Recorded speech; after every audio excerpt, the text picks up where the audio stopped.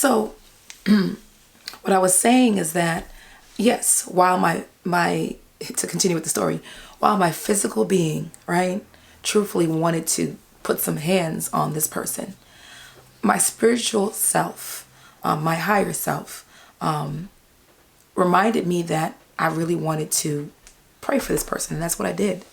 And I'm not here to tell you to negate or go against what you feel in your flesh, right? Sometimes we do that though. We pretend that we're not upset. We pretend that we weren't offended. It would be foolish of me to even say that didn't bother me, because it actually did. That's part of the reason I'm sharing the story. It hurt because I knew this person, right? But it's something that I feel that we should do. You should recognize your flesh. You should recognize your humanness. You should recognize and like not ignore that. Because what ends up happening in the long run is when you stifle it, when you crush it, when you silence it, when you continue to ignore and you don't acknowledge that you were bothered, that you were hurt, you then end up being unhealthy. And when I say unhealthy, what happens is it's stuffed down. And every single time you go through something, I'm not bothered. Oh, what? No, I'm not. And eventually what happens is one day you're going to run across a person, a place, a situation where you're hurt or offended.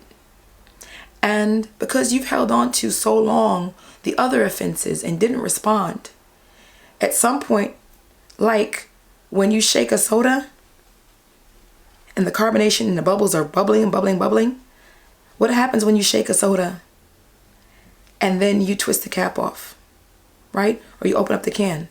It explodes. It goes out. And that's what's going to happen to all that you held on to. Because you never reacted, because you never recognized, right? You never actually admitted that you were offended, you were bothered. It then explodes in the wrong or inopportune moment, right? So the first step to acknowledging and dealing with people that hurt you is to acknowledge that you were hurt. Do not pretend that you were not hurt, right? Acknowledge it, right? One of the things that I do and that helps me is when I feel hurt or offended or sad or I'm upset, what I do is, my rule for myself is that when I'm angry, I go in solitude. If I'm in a disagreement with someone, for example, my partner or a friend, I try my best to get away from it. And I don't mean ignore it. I will just try to go in solitude, right? And I do that because I don't want to say something or do something that I may regret or that I can't take back, right? And I'm not saying it hasn't happened. It has happened. But then I've caught myself like, hey, you know what? Okay, I need to chill out. Like I need to wait a minute. And I need to take a moment. So to make sure that I'm not in a position to where I can hurt another person, after someone has maybe hurt me, I go in solitude. And when I'm in solitude, that's my time to acknowledge that I'm upset, that I'm hurt. I'll cry, I'll kick, I'll scream, I'll get it out. And sometimes I will go in and I will, how can I say it? So I will actually sit with it and I will visualize every single angry thing that I want to do to that person until it makes me laugh. Now, that may not sound funny, but you can't be like angry and laugh at the same time, right? And so I'll talk it out. And I'll say, this is some BS. I can't believe this has happened. I was hurt. How dare her? How dare him? I'll curse and I'll be mad. And I'll write it down or I'll scream it out. Or I'll do whatever I can to process it. And then once I start to calm down and the adrenaline starts to go down, I start to visualize in my mind funny things, right? And I literally just like picture myself kind of like a cartoon character and just kind of like, punching against a brick or punching against something. And then I start laughing and it lightens it up. And then in my mind, I look at the person and I visualize the fact that we're both being silly. And then when I get to a point where I'm more calm, I visualize us laughing at ourselves and then laughing with one another and then hugging that person, right? So to diffuse it, you want to immediately, to diffuse the anger, you want to do that, set aside. right? And you do it because you don't want anger that someone else causes, like I was talking about before. You don't want it to fester. You don't want it to brew.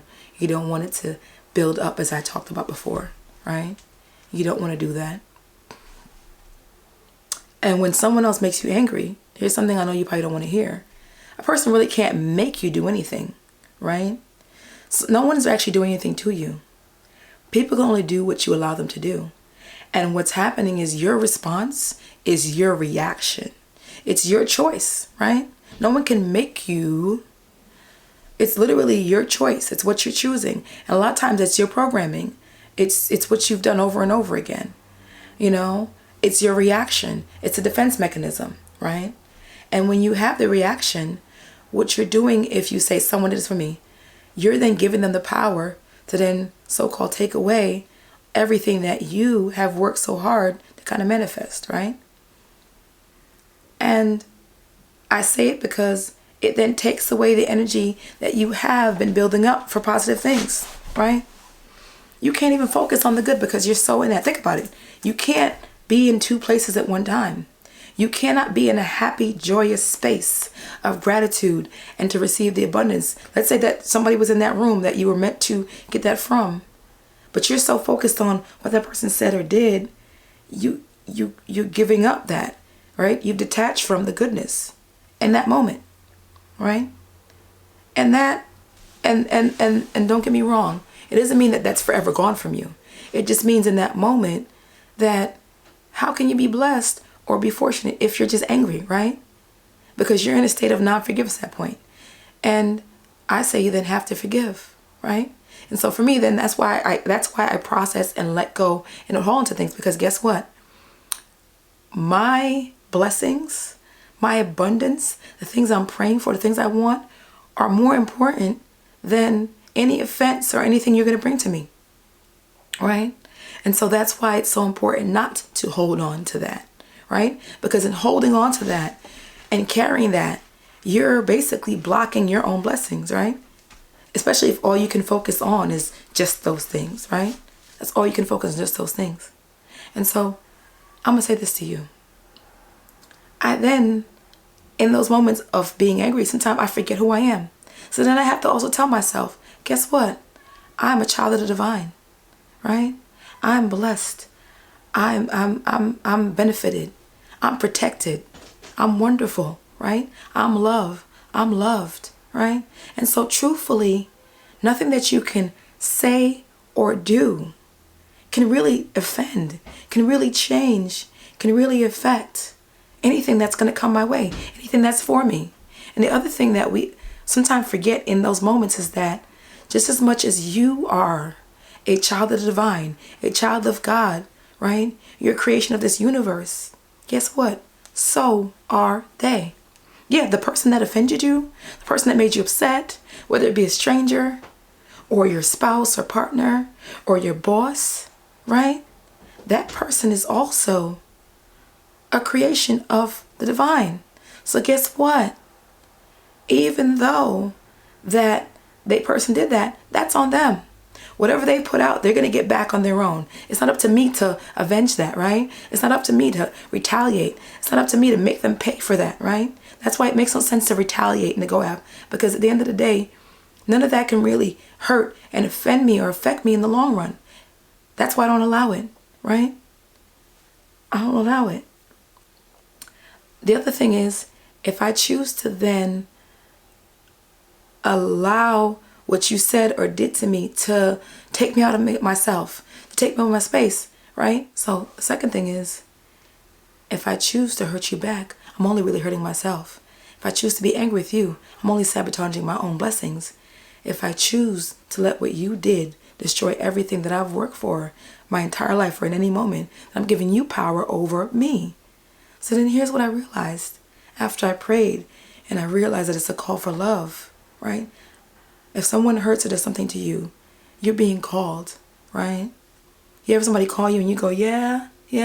Well, when someone hurts you, things happen. That's the divine, the universe calling you. And it's up to you to then choose how you respond, right? This is your time. Then what do you choose to do? Are you going to be called to love? Are you going to love? Or are you going to choose to not love, right? You don't have the power to then hurt me, but I have the power to then love on and heal you. Because I can then see that you're in pain. I can see that you're angry. I can see that you're living and moving in fear. I can see there's something else deeper going on inside of you that has nothing to maybe even do with me. So instead of me retaliating, I can then choose to be used to be a conduit and a vessel of love to send you love. Now, mind you, you may not just go hug a person after you just got to fight with them. I'm not saying that. Nobody want to do that. But that's why God has given you a mind and an imagination to then also use your mouth to speak. It may not be even in the physical space, right? Where you apologize and you talk it out. Maybe not that moment, right? I'm not saying have a mushy moment, right? Because after I've been offended, I don't necessarily want to be around that. I'm going to be real, right? We're not saying that. What I'm saying is that when I step outside of that, right, I can then go into a private place, right? And I get through my anger and I process it, right? And I get my emotions in check, right? And I calm my mind, right? And then I go into a space of closing my eyes and I pray. So you can then, yes, say, you know what? The divine, most high, my ancestors, I was angry, but please, help me to pray for them. Help them, right? And so then whatever that person's dealing with, help them, heal them, then help them go through it, right? Go into their life in whatever way that you need and give them what they need to then heal, right? And then release, surrender what just then happened, right? And if right now my physical self doesn't want to work it out, doesn't want to release it, then help me, universe, help me, most high, help me to then release it, right? Help me to continue to release that until I can get rid of that so that I can then move on in peace and in love, right? So here's my thing. In life, it's not about perfection, right? Because sometimes you don't forgive just like that, right? It's about constant correction, right? That's why there's, the sun rises every day, right? That's why there's a new day. That's why there's a new hour, right? It's a new time. It takes time. Every day, every moment, day by day. It's a constant work. It's constant correction, right? And sometimes, believe it or not, here's what I've learned. We are brought these circumstances because it's meant for us to be constantly corrected. Sometimes these circumstances, right? This circumstance showed up for me to realize that I'm not totally healed yet, right? Maybe I still have an anger issue. Maybe you still have an anger issue. Maybe, your reaction is this all the time. Maybe every single time someone says something to you, you're snapping because you're defensive. I've been there, trust me. I've been there in a relationship where I was defensive over something and my partner wasn't trying to say something to offend me. But for some reason, I was in my head and I was in defense and I was insecure. Whatever I was feeling, I was in fear. And so my reaction was that. And when I searched myself and checked myself, I realized, I'm still not healed. There's some things I still need to work out. So I take those things into prayer. I take those things into therapy, right? And I work it out. So this is just another way I want to show you and I want to share with you how I'm able to process and deal with, when someone has hurt or offended me, right? This is how you deal with it and know that it's not perfection. It's constant correction, right? You go through this, the lessons you learn, sometimes things come up to show you that you're not healed yet, right? But in every way, try possible to process and then heal and deal with it differently the next time. So I hope this video has helped you. I'm going to continue to have this conversation. Thank you so much for joining me. If you like this video, like the video, comment as well. Let me know and share with me, has this helped you? Let me know how you process and how do you go in about processing and dealing with and diffusing your anger, right? And then also subscribe to the channel, to get the next part to this. And also click the link in the bio and join my community, join my free VIP community, and come on over for more love, more life, more healing, more revelation, and a reminder, constantly of the greatness and the love that you are. So until next time, thank you for joining me. Be well, be great, be love.